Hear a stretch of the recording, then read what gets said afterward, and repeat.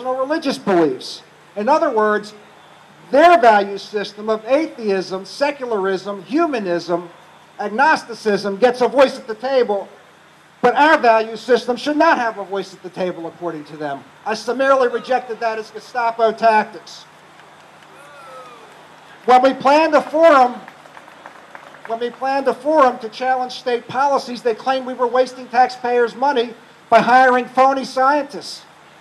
People like Lord Christopher Monckton, the science advisor to Margaret Thatcher. And they argued there's already a scientific consensus. How many of us have heard that before? When they say there's a scientific consensus, they mean there's a scientific consensus on the left. Because I don't know of a single scientist on the right that agrees with them. And they claim the debate is over. They use a double standard and claim we're not qualified to speak because we're not oceanographers or climatologists. Well, neither is Al Gore. But they accept his comments as gospel. When we refused to cancel the forum, they filed open meetings complaints, even though the event was recorded and televised. These people are terrorists. They exploited our Tea Party's conservative fiscal views, and I want you to pay very close attention to this. They exploited our Tea Party's conservative fiscal views by temporarily convincing them to ask me and demand that I not use any taxpayer resources to fight the state. But the state spent tens of millions of dollars marketing their corrupt plan. Please do not fall for this trap. They would love to financially strangle us so we do not have the money to fight them. I told our Tea Party in Carroll County, if your property rights aren't worth $10,000 and you expect me to fight the state with nothing more than a paper megaphone, I'll resign tomorrow. The Tea Party immediately reversed its position and supported our resistance, which has become an epic event at this point in time, constantly quoted by great men like E.J. Pipkin and Delegate Michael Smeagol. They filed frivolous administrative complaints to prevent us from using government computer systems. They claimed that my email newsletter that discussed property rights and Agenda 21 was a misuse of government systems. That complaint was dismissed. They try to abort our First Amendment rights of free speech. You're going to love this one. Our ethics investigator came to me and said, Commissioner, is it true that you've engaged in speaking engagements and promoted your personal political agenda? I said, well, yes. I ran on my personal political agenda. I was elected based on my personal political agenda. I govern based on my personal political agenda. And I speak based on my personal political agenda.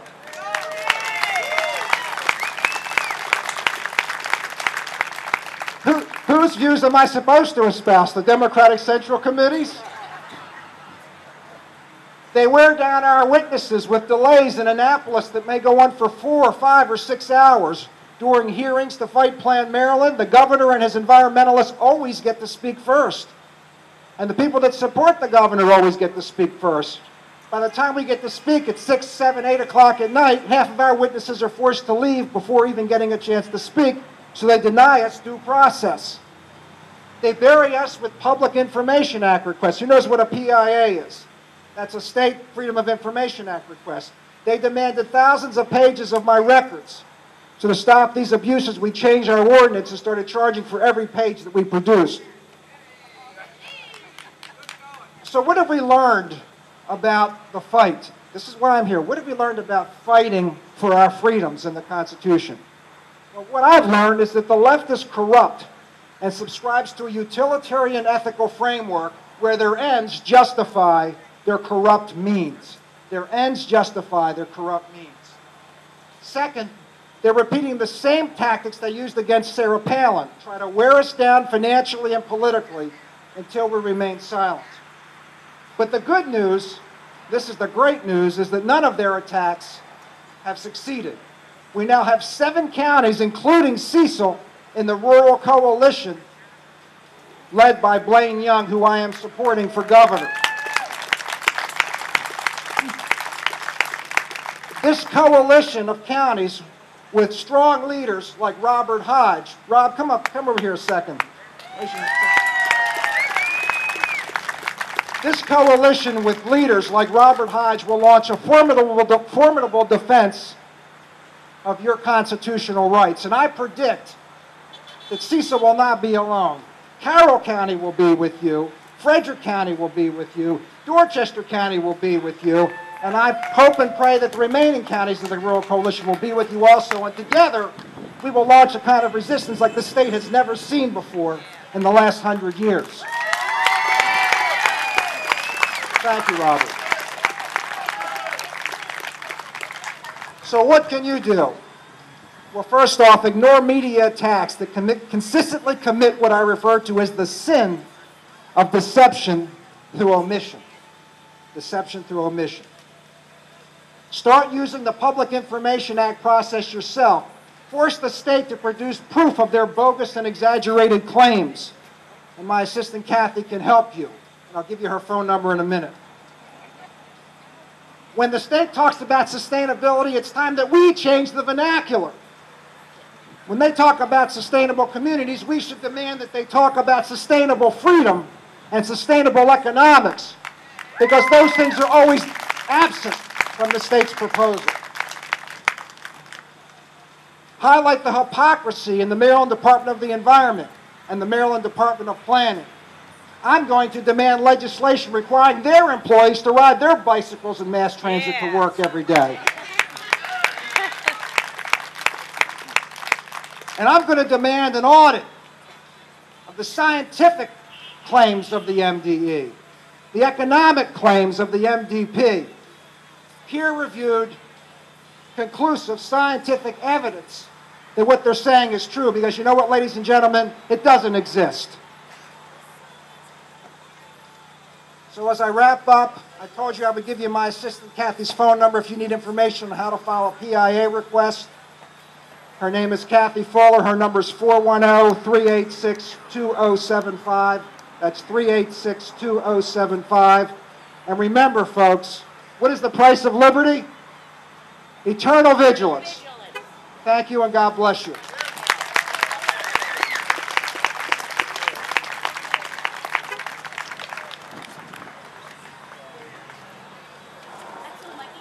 Just as an aside, for people watching the paper recently, the United Nations and Agenda 21 just finished another meeting for several months in Rio de Janeiro. So it is still high on the agenda. There were over 50,000 people at this year's Agenda 21 meeting, most of them non-governmental groups. Again, for information. Corey? Did Corey run away? Okay, Corey's here. Please welcome back Corey for another song. Thank you, Corey. Okay, so the next song that's coming up is Crying for America. Yay. And I wrote this when I was 14. So with everything going on, the debt, the spending, and the lack of leadership, I wonder what's in store for my generation. And I wondered this since I was, 14, because this is actually when I wrote the song. I'm 15 now, so it's about a year later.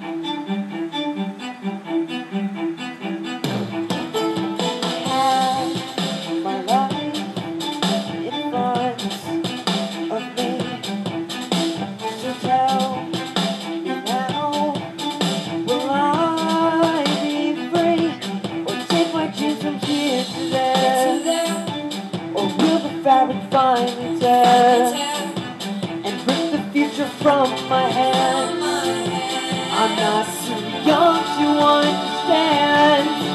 'Cause I'm crying for America, I'm dying for America, to stand back up and spread her wings and soar in the skies again. 'Cause I'm praying for America to be a great America, to stand back up and spread her wings and soar in the skies again.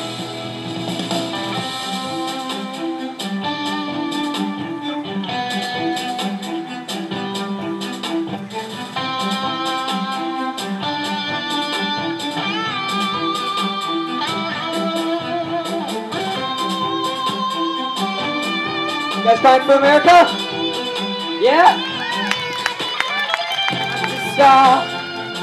Don't keep us from the mountaintop. 'Cause I'm crying for America, I'm dying for America, to stand back up and spread her wings and soar in the skies again.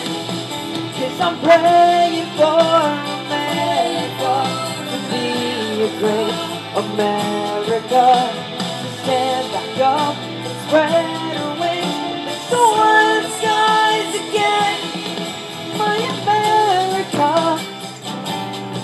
our America. Tell me if we'll have the chance to soar.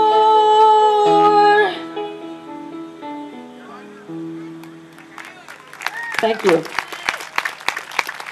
If you guys, after this, could do me a huge favor, go on YouTube, look that up, and please leave a good review, because I have so many bad comments on my YouTube video. So if we could try and counter that, that'd be awesome. Thank you. Yeah, that'd be good. Give him a hand.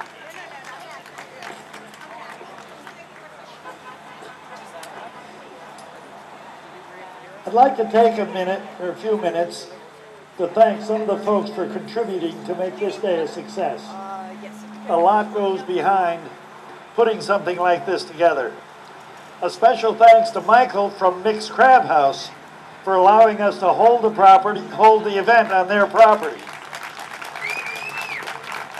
They open up at 1 o'clock, and we hope a lot of you can stay to have lunch after the meeting. Thanks to Corey Shore and his family for providing the music. Everyone at the Tea Party Committee and all the volunteers who have put this party together. We'd like to thank some of our advertisers, and I'm not sure where the representatives are from the groups, but the Cecil Business Leaders for Better Government, Mario's out here, the Cecil Times, the Cecil Whig, and 2 Delaware Tea Party groups, Founders Values and the 912 Delaware Patriots. We'd also like to thank all of the speakers that are here today with us as well as you citizens for taking the time to participate in this event. It shows you care, it shows you want to know what's going on, and it shows you can be smart voters. At this point, I'd like to introduce Congressman Andy Harris. Whether it is as a physician at Johns Hopkins Hospital, as a veteran of the Naval Reserve, as a hardworking state senator, or now as our congressman, Andy has made a life by serving others. We'd like to give him just a moment to speak. Thank you very, very much. Thanks everybody for being here. Now look, we started, well thank you. We started 3.5 years ago. Is that right? Remember we started right after the president got elected. We knew the country was going the wrong direction. Ladies and gentlemen, it's still going in the wrong direction. This president has got to be beaten. This president doesn't understand America's freedoms. He doesn't understand America's liberties. He doesn't understand America. So the job is not easy, because you turn on the same TV set I do. You turn on CNN, ABC, NBC, CBS. They're all working for his re-election. We got to beat them in the streets. We got to go door to door. We got to make sure everybody understands how important this election is and get every single vote out to retire Barack Obama as President of the United States.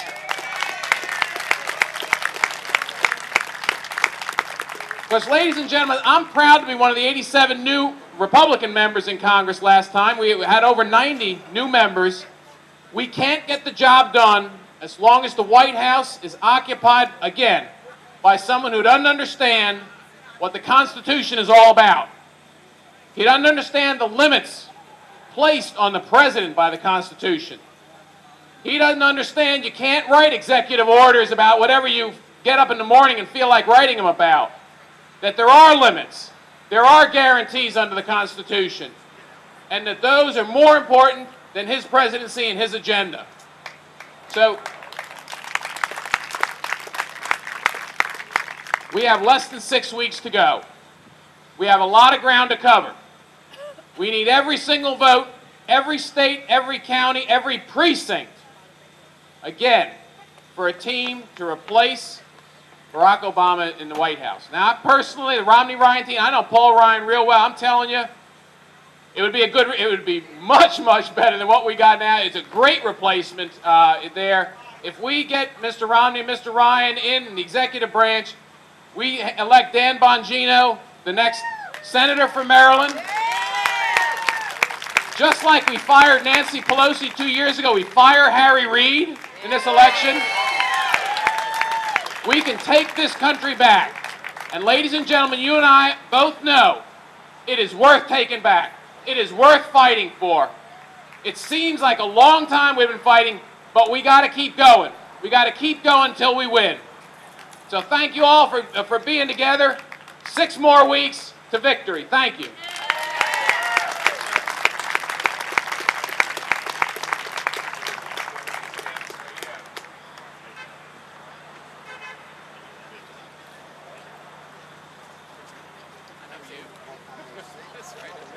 Thank you, Congressman.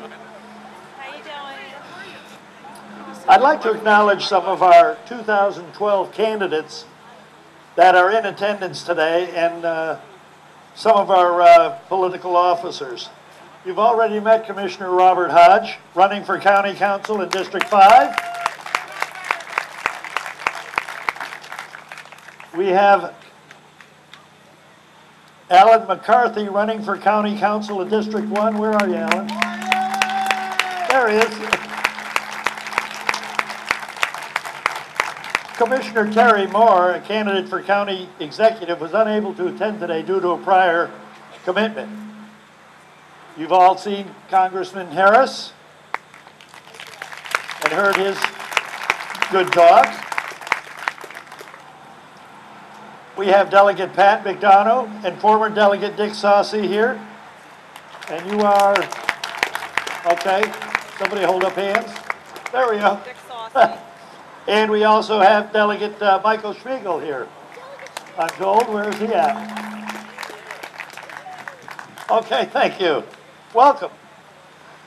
Our next individual isn't running for president, Senate, Congress, delegates, or anything. Is that thing turning again? Cassidy Hufford is an 8th grader at Bohemia Manor Middle School. She won the National Miss Teen Conservative and is a member of the National Junior Honor Society and Builders Club. Pageants are one of her many hobbies. I'd like to invite Cassidy to come up and say a few words. Can you make that? There you go.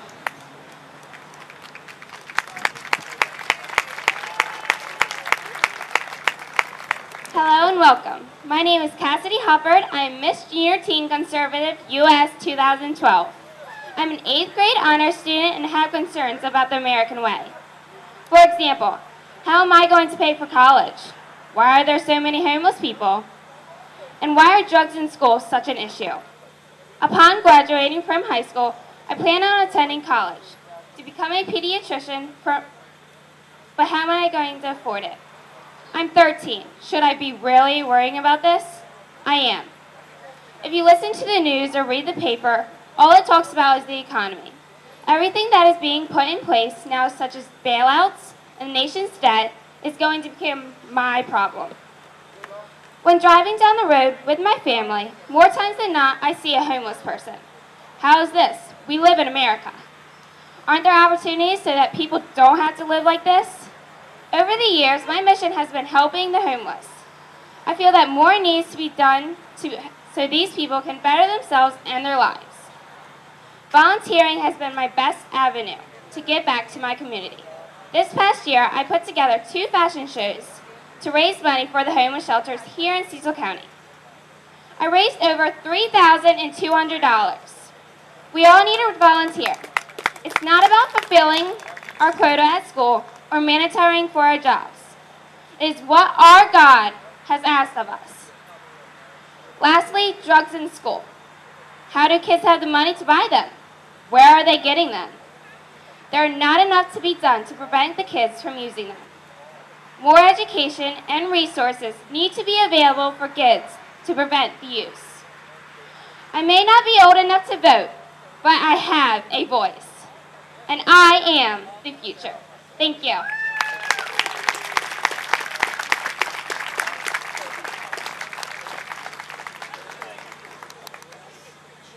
Thank you, Cassidy.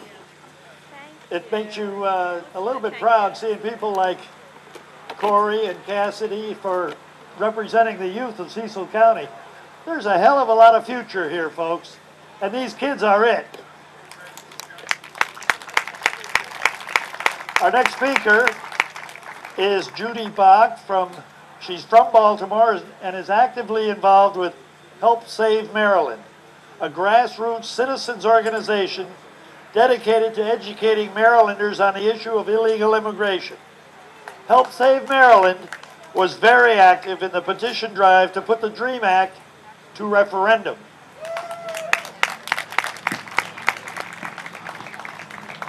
Thank you very much, Cecil County Patriots, for asking me to speak today. You're a wonderful group. Thank you. My fellow patriots, our country is really under attack. Not by bullets, not by missiles, but from within our own country, by our politicians. And this is scary. Illegal alien invasion is, without a doubt, one of the largest threats to our country's sovereignty and survival.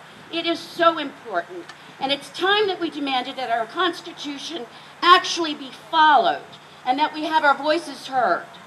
And what should make you even angrier is that this state of Maryland leads the top of the list. Our own governor calls illegal aliens new Americans. He's made this state a sanctuary state, and our illegal aliens do not hide in the shadows in Maryland. They create a lot of problems. Have you ever heard of a group called Casa de Maryland? Casa de Maryland is the cause of all of these problems. Casa de Maryland has been here for over 25 years, and they've settled in. And like the good little communist America hating group they are, they have settled in and they've done some really good work behind the scenes that you don't know about. They actually rule Annapolis, and I am not making this up. Delegate Schmiegel, the wonderful gentleman there, he's seen it in action. I have stories that would make your toes curl. I have been harassed. My fellow activists have been harassed by them. They are disgusting, and they're very, very well financed. Did you know that your own tax dollars actually go to finance this group? It is true. You help finance them. They're connected to Hugo Chavez and La Raza, and they do rule Annapolis. Now, you're not going to hear the truth about what I'm telling you about what's going on in the Baltimore Sun or the Washington Post or any of the 3 local stations. You're not going to hear it because they've been bought already. You're going to have to do some research. Because there's so much I need to tell you and I can't fit it into this speech, I have actually made copies, and I have some websites that I've printed out. And I've also put my email address If you want any more information or have questions, I'll tell you, I'm losing my voice, I'll tell you where to go. But please check these websites out. One of them is They Come to America. Dennis Lynch is a brilliant documentary filmmaker, and I actually got him here to Maryland, and by me doing that, it kicked off his national tour, and he showed the film it was in Westminster, and he's gotten a lot more bookings since then. He has been blackballed by Hollywood, so he is showing his film entirely by grassroots and tea parties, and his next film is on the Tea Party. So he's actually filming as he shows his documentary. It's a great documentary, it really is. Also, the brilliant writer Jim Simpson did an expose, an in-depth expose on Casa de Maryland. It's very long, but it's very important that you read their radical and horrible connections. I mean, he did a brilliant job. Also on that sheet, I mentioned a lady named Paulette Faulkner, who was a state of Maryland employee who blew the whistle on illegal alien fraud, welfare fraud, back in 2009, and O'Malley fired her. He fired her, wouldn't allow her to collect unemployment benefits. She lost her house and had to declare bankruptcy. You're not going to hear about this anywhere. Paulette Faulkner, 2009, and it's still going on. Nobody's done anything about it. Do you realize that you pay roughly about $1,000 a month, $1,000 a month for your income, I mean a year I'm sorry, a year, that's bad enough, to support illegal aliens that have invaded your state? And did you know that this state shells out roughly about $2 billion a year for illegal aliens, and that's just about what our deficit is. Then we have the Maryland Dream Act, which Casa de Maryland positively shoved down our throats. It was not popular. I went and testified against it. Well, they got it through, of course, excuse me, because this is a corrupt state.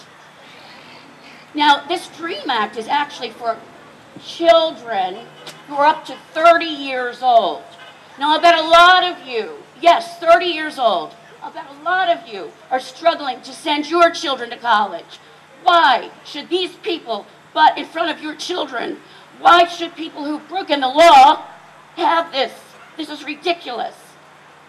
Please pick up the other sheet that I brought about the Dream Act and why the Dream Act is truly a nightmare for Maryland. It's really going to displace deserving students. It's going to cost Maryland taxpayers a lot of money, and they're lying to you. Why invest in it anyway? Illegal aliens are by law not allowed to work, so what's the point? We already pay $1.9 billion to educate, give health care to, and pay for incarceration of illegal aliens. And do not believe the lie that this is for illegal aliens who have paid taxes. That is a lie. All they need to do is to file taxes. What a joke, because most of them already file for the child and poverty tax credits. Anyway, did any of you see the illegal alien student dreamer girl that was trotted out at the Democratic National Convention? Did any of you see that? Did you know that Casa de Maryland is now, it has its rotten, filthy, stinking tentacles into the White House? Obama has hired many former CASA board members to be his top aides. Some days I get so depressed, I get so frustrated, but there is a bright spot in all of this, ladies and gentlemen. There is a bright spot. Maryland is now being watched on a national level, especially since Martin O'Malley is being groomed to run for president. And he's going on all of the talk shows, and quite frankly, I think he's making an ass of himself. But, you know, he really does, he does live in his own little world. I cannot tolerate this man. He is a JFK wannabe, and I really am looking forward to seeing him just really just dismantled on the national stage. I hope this happens. But Maryland is being watched, and they're going to see how we vote, and they're going to see how we vote against the DREAM Act in Maryland. They're watching us. You've got your chance. We got the DREAM Act referendum to the ballot by against all odds. I was on speed dial with Delegate Smeagol because they kept throwing us off of places that they were really interfering with our First Amendment right. They were interfering with our right to congregate and to do this. So he has all the dope on them, and I think he's going to get them at the next legislative session. And the reason we got it on the ballot is because we, the people, just said no. We said no, we're not going to do it. Even though Passage of Maryland constantly bullied us, they tried to stop us. There have been people from the far left who have infiltrated our universities and our media, ladies and gentlemen. They're definitely destroying us from within without a shot being fired. And our country will be destroyed. It will be destroyed if we keep up at this rate. But, our founding fathers were brilliant visionaries, and they bequeathed to us the tools that we would need such a catastrophe were to happen. We, the people, have the tools. We just need to use them. Together, we, the people, can save this great nation. We can start right here by joining together right now in our tiny little state by the Chesapeake Bay. Get informed, stay informed. Don't listen to mainstream media. We, the people, are a great and powerful force to be reckoned with. Take your country back, patriots, and start by helping to save Maryland. Thank you, ladies and gentlemen.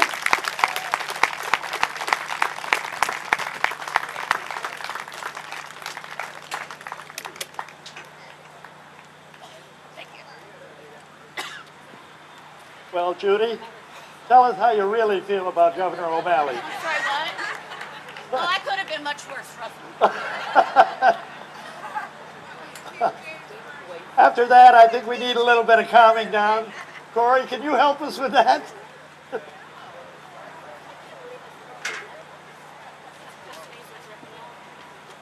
Hi again.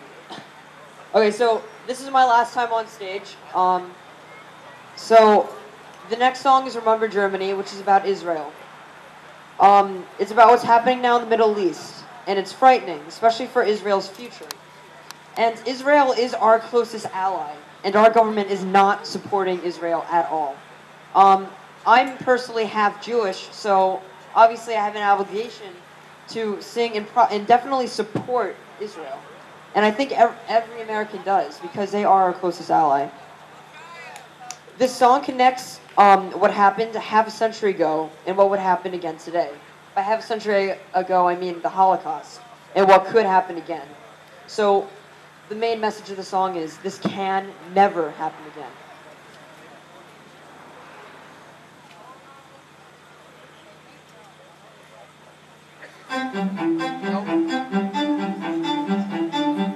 Deja vu.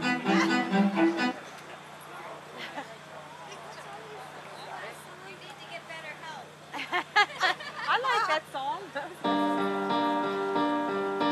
Let's remember Germany. The flags are all begun. Echoes of a master race. The march of time goes on. I came across a diary dated 1944. Remember Germany. Ooh, I never knew the author, but he signed his name like me. Entries in the passion's light, struggling to be free. A prayer for all his children, surviving 44. Remember Germany. It should never, never, it should never, never, it must never, never happen again. It can never, never, it should never, never, it must never, never happen again. Remember Germany.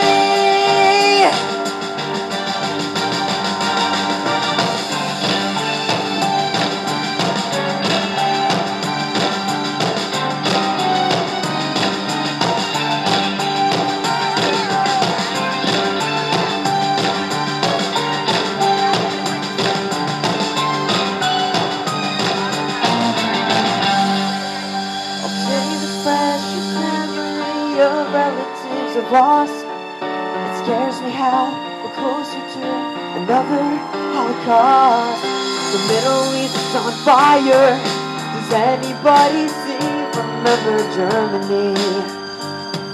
Oh, you can never, never. It's your never, never. It was never, never happen again. You can never, never. It's your never, never. It was never, never happen again. Goodbye, my children. God bless you all. I hear Wagner's playing tonight at the ball. Now there is Israel facing it all. Where are the angels stopping the fall? Remember Germany! Woo!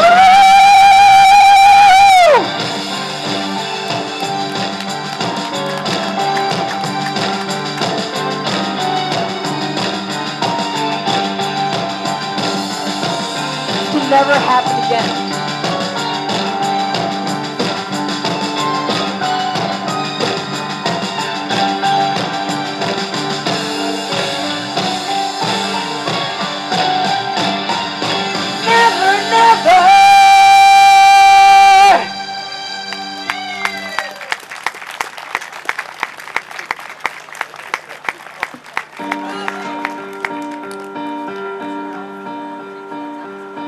Thanks for having me again. I'm honored to be here. See you guys later.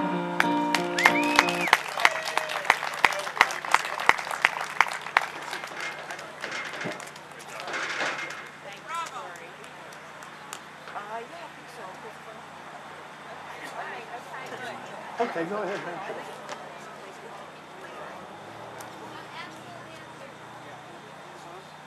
Hello, testing. Hi, I'm Corey's dad, Kurt. Thanks again for supporting him.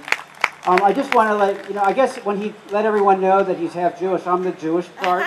My wife is the Christian part. Her dad was a colonel in the Air Force, and I obviously, it's funny, when we met, she's an engineer, and she fixes everything at the house. I don't, because I'm the East Coast Jewish guy, and I told her she should be happy that she married someone, an East Coast Jewish guy, that know the difference between a Phillips head screwdriver and a flathead screwdriver.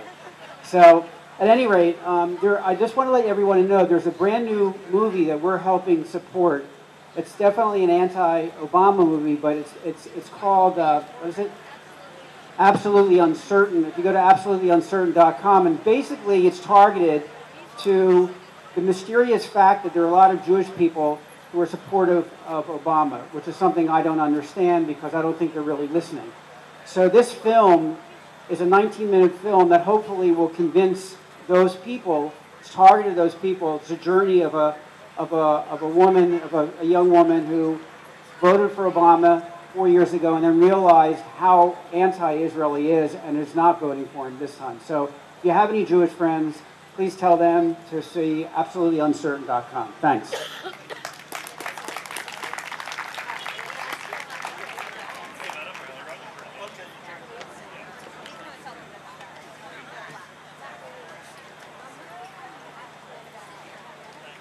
That little note.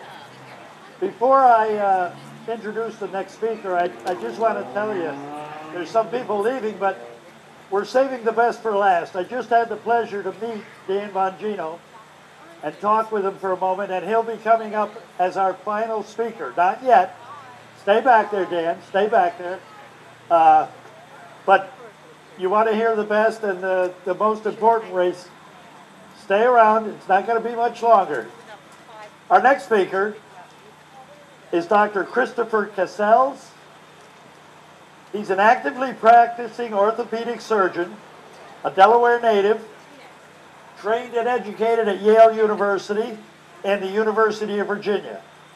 He is the director of the Healthcare Policy Center for the Cesar Rodney Institute, which is a think tank, and is the first past president of the Delaware Academy of Medicine, as well as the current president of the University of Virginia Medical School Foundation. Dr. Cecil?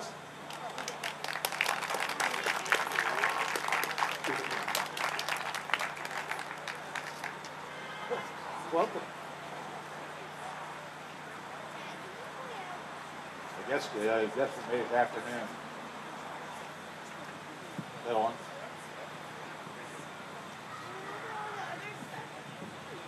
I'm not so much used to microphones because my voice carries very well, and generally speaking, people, I don't need a mic to be heard. In addition to my introduction there, I should tell you I'm an immigrant. My Scottish family immigrated from Scotland for religious freedom and landed at Hacks Point in the 1600s, mind you. But I, too, am an immigrant to Maryland. Let's get right down to the meat of it. I'm here to tell you about the Accountable Care Act, which is the name given to Obamacare. Even President Obama does not want his name associated with this legislation anymore. The Affordable Care Act is not solvent. It's become rapidly insolvent recently. Medicare also is not solvent. Neither one have any future financially, and I can give you a chapter and verse why that's going to happen, but Medicare basically starts out in the 1950s, 1960s as a way to deal with a rapidly growing poverty section of the United States, which was old people who could not afford the inflation that occurred in the cost of medicine associated with the onset of healthcare insurance, which came into being because of government. Government did something called the wage and price freeze during World War II.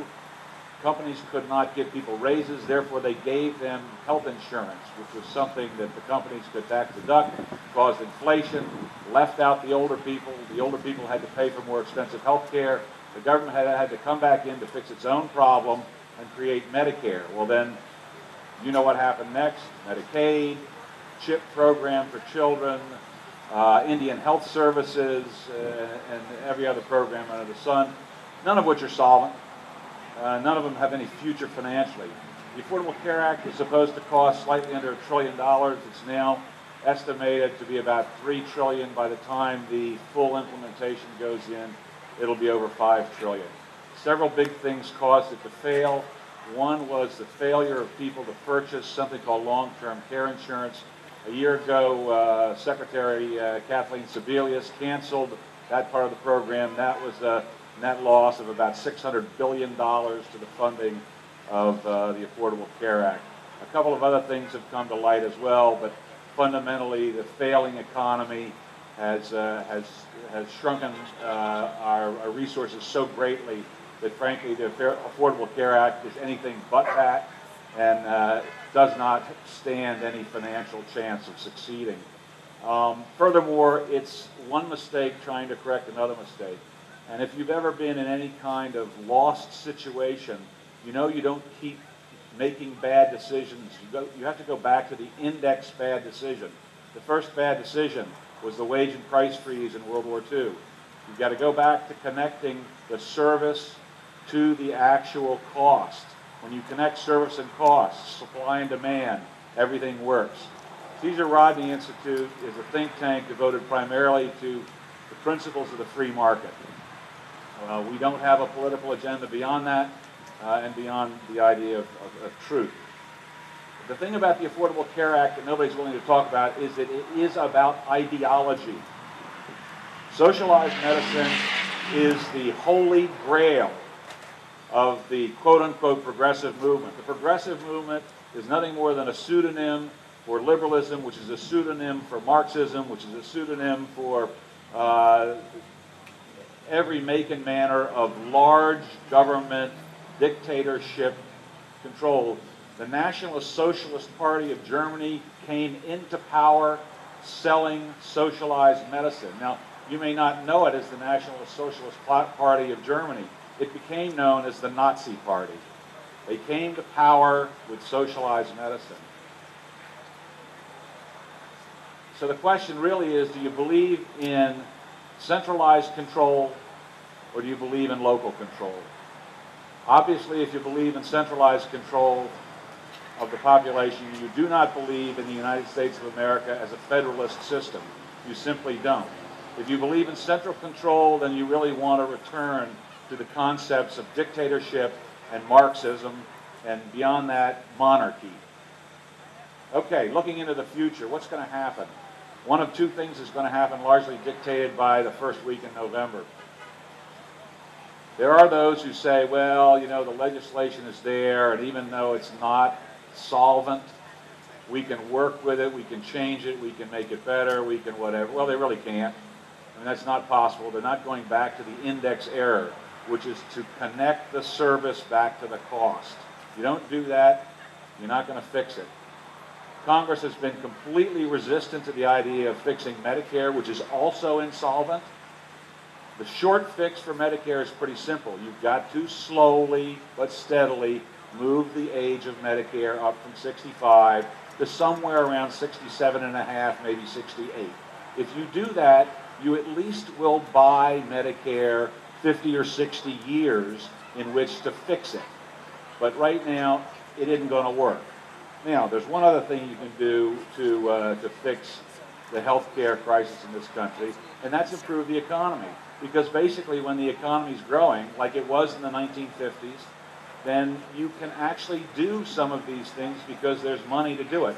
When the economy is receding, and in my opinion, we're looking at probably the fourth consecutive year of continuous recession, if you look at real numbers, it just isn't there.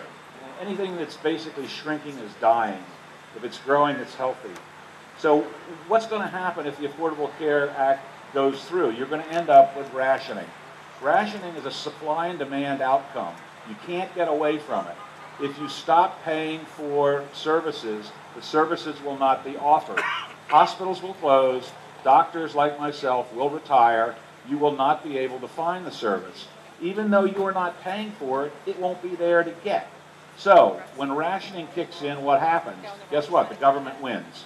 If you can't find the service and you can't get taken care of, the government doesn't have to pay for it.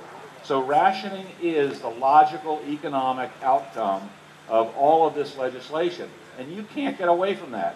Supply and demand doesn't go away just because some politician wants it to go away. It is a law of nature. It's just the way it's going to be. So then what's going to happen? Well, people who are covered by the government insurance are going to get in line and wait, and they're not going to be able to find anything.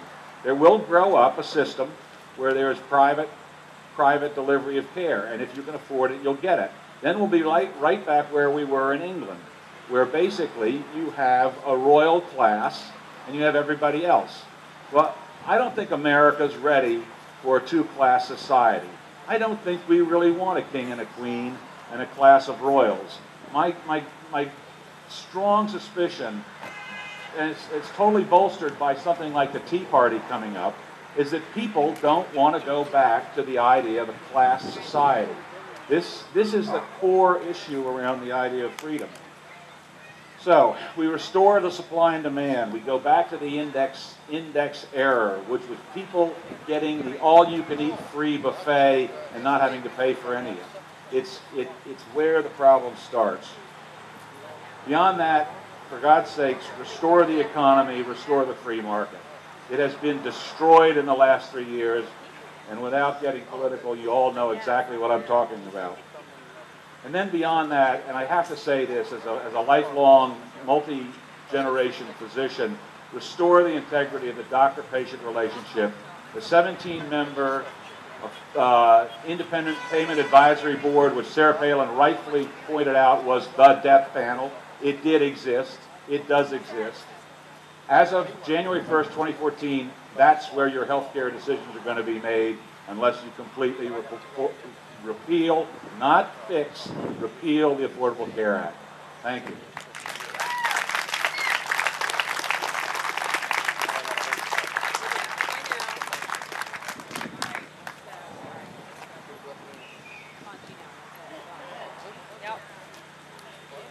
Okay, our next speaker, you've heard about him all day today, and I'm not going to introduce him because Bill Harris is going to introduce him. Everybody here knows Bill Harris, right? Bill is a Cecil County resident, a staff member of the Bongino campaign, and of course active with the Cecil County Patriots. Now, if he starts singing and dancing, kind of, just handle it. Thank you. God bless you all for coming today. We really appreciate it. There you go. You know, it's an honor and a privilege to introduce our keynote speaker.